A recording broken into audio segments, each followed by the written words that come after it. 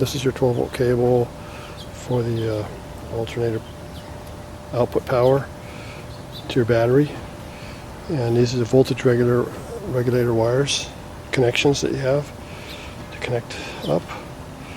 And you want to have this set up like this. You don't need to leave that pulley wheel on. You want to have this bracket right here, so when you install it underneath, you'll push this boot in, this into the boot, the air boot from the fan housing, and you'll install that 13 millimeter, 8 millimeter, 13 millimeter nut into here, and that will kind of hold it up while you work on it. And then you install that bolt through the sheet metal through here, and there's a nut on that side. This ring right here has a little plastic ring, has a little bump in it. It's formed when it goes up against that bolt, and it goes on like there. You have your access bolt for adjusting the alternator right here, and then this bolt underneath would go through, and it has a flat side in it that's right there, and that goes up against the sheet metal so it won't turn like that. And then underneath you'd have the nut right there. There's a bracket on the engine that's mounted on the fan housing. Okay, and then remember the boot, the rubber boot from the fan housing would connect to here when you put it in. And then when you lift it up in place, you put this nut here, and that will hold it. And if you get a socket with an extension on it, and you can hold that up, put that in there that way a little better. And to finalize here, you got your little plastic cover, the access cover that comes over here, and tension adjustment.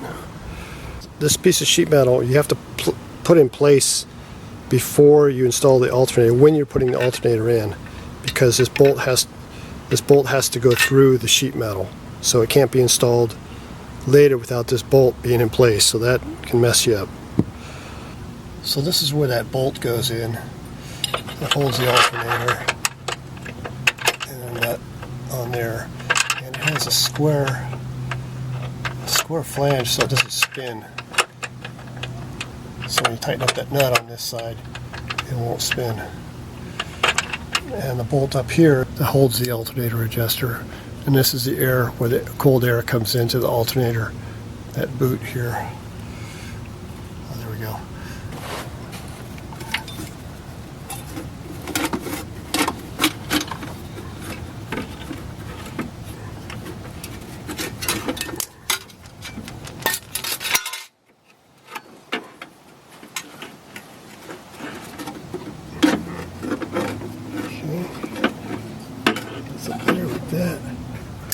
So now you can see there's that bolt up here. You get that in there, and this is just a little bit tight, finger tight. We got the boot installed in there, and I'll double check that. And you get that bolt up there like that. Then it's probably best to put this sheet metal piece on. First you got to put this on like so.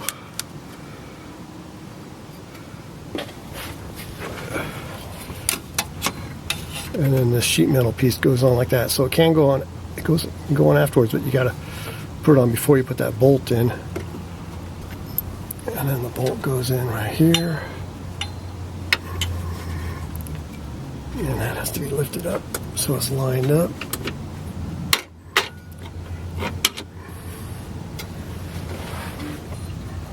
So that bolt goes like that. There's a square spot in it. That bolt, there we go. So it goes just like that. So that square spot's in there, and so you got your oil filler tube that connects up to the boot. All the sheet metal screws will go together there, and you got your cold air intake boot over the part of the alternator. And then you can see that bolt up there and the adjuster here, and then you get the bolt on the bottom here. So all this is kind of loose right now. What you do with this bolt right here is once you get that in there, you want to tighten this. You just want to snug it up so the alternator can still pivot on that bolt. You know, you don't want it, you want it tight, but you don't want it, that's pretty tight. But the alternator can still slide back and forth for adjustment when you go to put your belt on. Snug that tensioner down onto the fan housing, and then you push the alternator up like that, so when you go to put your belt on, you can see this plastic boot in here sitting there like that, and that's good. Make sure the boot is pushed on to this part all the way before you tighten up that screw.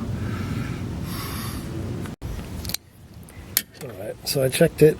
I checked the this boot here, and looks like it's on properly.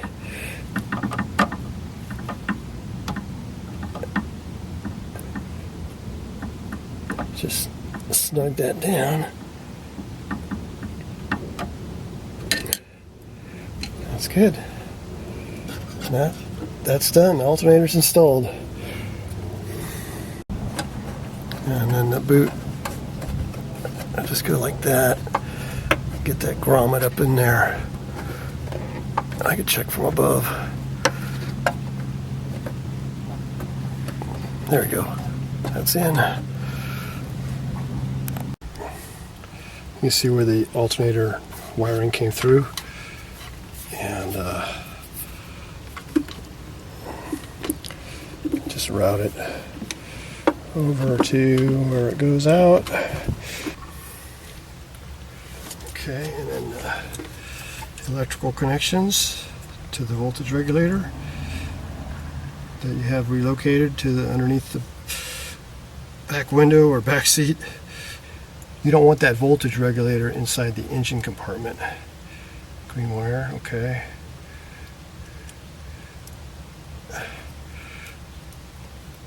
You know, a better socket would probably be better for this, a multi-pin socket, but this is what I did, and it's been working really good, so I haven't changed it. And then this is for the indicator light in the dash. Okay, so the final part here is getting this connected back up. Now the battery's disconnected, so risk of getting a spark from this, or shorting out the ground, this hot to a ground while I'm tightening it. Let's snug that down. That's good. That's done. Alright, I almost forgot to show this.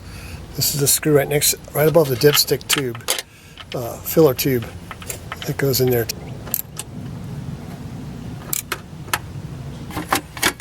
That's that upper sheet metal piece.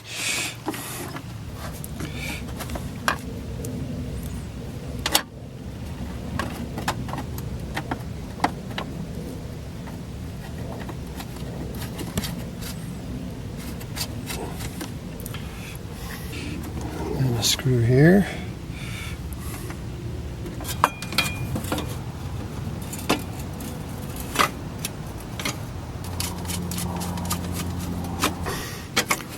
Alright, so I had to take that screw out above. I think I can do it now. Get this one started. There we go. And then I put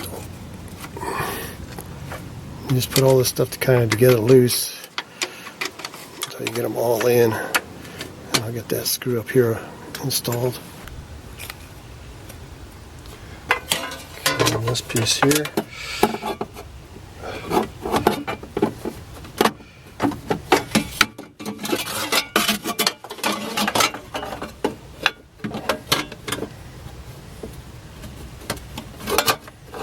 Hard to do with one hand. It goes in like that. Get the screws in there. Get the rest of these in here. Get that one in.